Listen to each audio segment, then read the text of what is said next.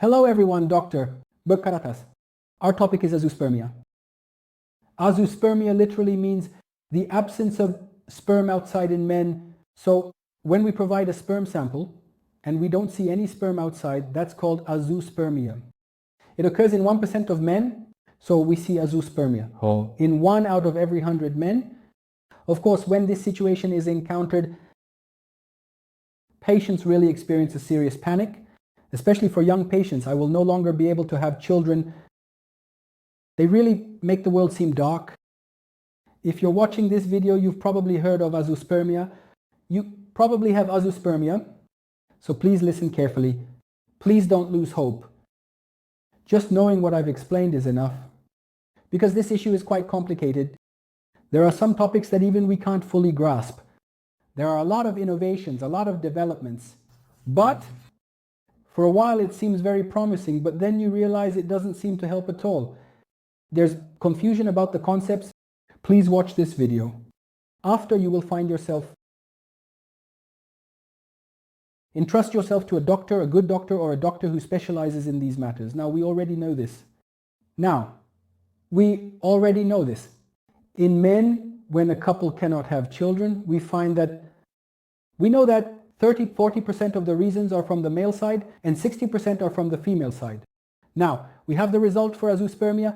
We have the luck of having sperm in our hands, but there is no sperm. What should we do?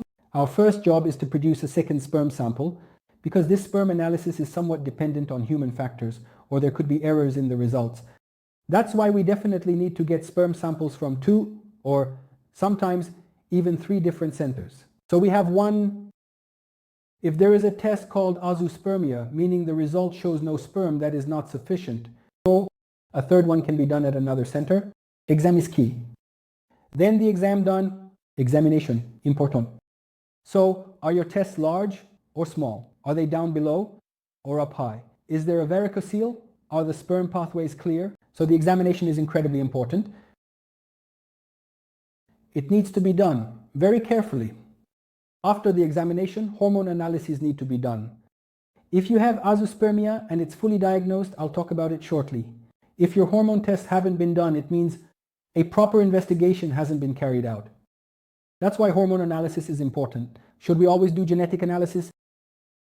We mostly do it, but sometimes we don't feel the need. We don't do it. Now let me explain the system first, because it's important to understand the system. Now, we have a gland here called the hypothalamus. Here is the hypothalamus pituitary. It's mediating with a signal. This happens through HCG. The FSH and LH hormones released from there produce both sperm in the testicles and testosterone. Now, this is how the hormonal system in the brain technically works. So I mentioned hormonalism a little while ago. FSH, LH, testosterone, and even estrogen. TSH, prolactin, though I didn't write them here, these should definitely be checked as well. It's necessary in hormone analysis. Now, what do the studies show about the causes of azoospermia? We have done all of this. So what are we finding? Let's talk about them. Now, in 1 to 2% of patients with azoospermia, there is a problem in this system. So there is a problem. In the hypothalamus in the brain, in the area where these hormones we call the pituitary are produced, unless it's cancer, it is treatable. If it's not a situation like that, it can really be treated easily. Condition. The second place, of course, is the area of the ovaries where hormones will have an effect, which we call the testes. We have 2 tests, as you know. Sperm is produced here. If there is insufficiency in our tests, if there is a lack of response to these hormones, and if there are many other things that I can't even list here, we call this testicular insufficiency. We call it insufficiency. What's the percentage here? 30–40%. One of the hardest groups to treat is this. Testicular failure and organ dysfunction are hard to treat. What's the third reason? It's difficult to treat in the field of medicine. What could the third reason be?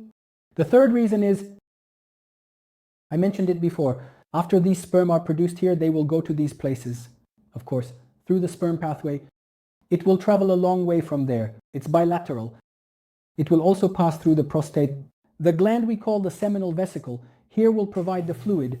The urinary tract will open through the prostate. It says it's very long from there.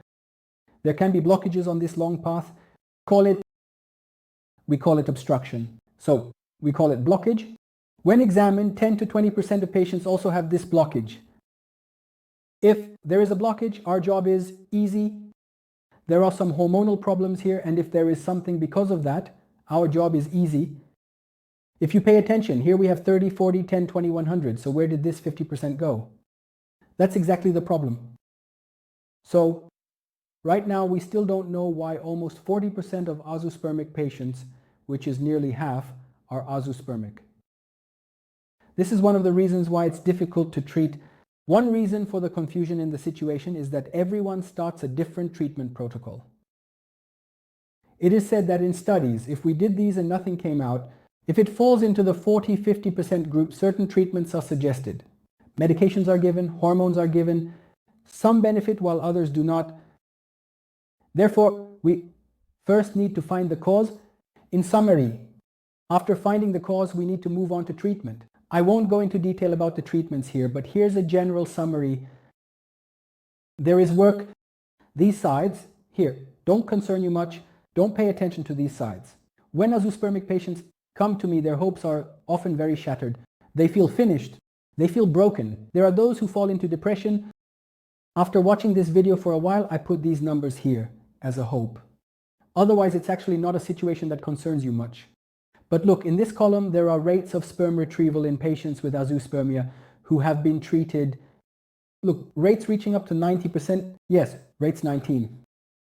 Here, there are also pregnancy rates. In fact, we can already treat about 50% to 60% of patients with azoospermia. We can find sperm and then pregnancy is possible. So please don't jump to conclusions. Go to a doctor you trust. Or go to a doctor you found. Take care of yourself. Make sure to get the tests, examinations, hormone analyses, and necessary genetic analyses done.